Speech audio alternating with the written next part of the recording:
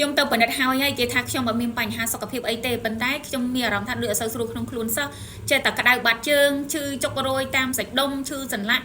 កាំងសន្លាក់ជាពិសេសម្រាមដៃហ្នឹងគឺព្រឹកឡើងរឹងតឹងម្រាមដៃមែនតើក្តៅបាត់ចុងចុះទេហើយចាប់ផ្ដើមក្តៅពូលមកហើយពេលខ្លះយប់ឡើងមានចាក់ឈីបនៅតាមបាតដៃបាត់ជើងទៀតចានេះគឺជាអ្វីដែលខ្ញុំទទួលបានពីបងប្អូនមួយចំនួនដែលគាត់តាក់ទងមកខ្ញុំហើយគាត់ប្រាប់ថាគាត់ទៅបណ្ឌិតហើយអត់មានបញ្ហាសុខភាពអីទេប៉ុន្តែរាល់ថ្ងៃនេះគាត់អត់សូវស្រួលក្នុងខ្លួនអញ្ចឹងខ្ញុំចង់សួរទៅកាន់បងប្អូនទាំងអស់គ្នាថាប្រសិនជាបងប្អូនចាទៅបណ្ឌិតគេថាបងប្អូនអត់មានបញ្ហាអីទេបងប្អូនឆ្ងល់អត់ចុះហេតុអីបានជាបងប្អូនមានអាការៈនៃការឈឺទាំងអស់ហ្នឹងជាធម្មតាបងប្អូនចារាងកាយរបស់យើងណាចាបើសិនជាមិនមានបញ្ហាសុខភាពណាមួយចាខុសពីប្រក្រតីទេគឺយើងអត់ឈឺទេតែនៅពេលដែលបងប្អូនឈឺបានន័យថាបងប្អូនមានបញ្ហាសុខភាពហើយគ្រាន់តែបងប្អូនរកចាមូលហេតុរកជំងឺហ្នឹងអត់ឃើញចាអញ្ចឹងហើយទៅធ្វើឲ្យបងប្អូននៅតែឈឺបែបនេះចាតើមានបងប្អូនប្រហែលអ្នកដែលជួបប្រទះទៅនឹងបញ្ហាទាំងអស់ហ្នឹងអាច comment ចានៅខាងក្រោមវីដេអូហ្នឹងបានហើយបើសិនជាមានចម្ងល់អាចសួរខ្ញុំនៅខាងក្រោមវីដេអូហ្នឹងបានខ្ញុំនឹងចែករំលែកទៅកាន់បងប្អូនទាំងអស់គ្នា